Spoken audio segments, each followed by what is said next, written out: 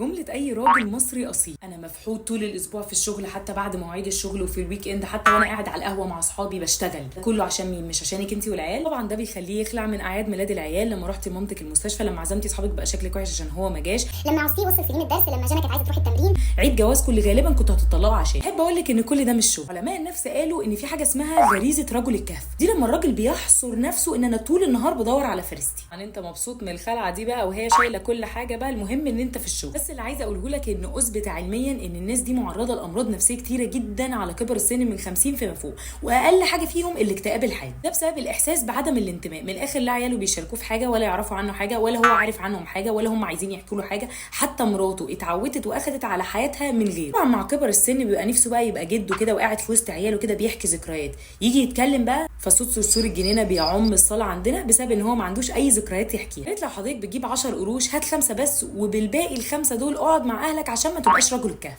صدقني انت اللي هتندم مش هم. بعتيها بقى الراجل الكهف بتاعك وقولي له ان الفريسه مش هتنفعه.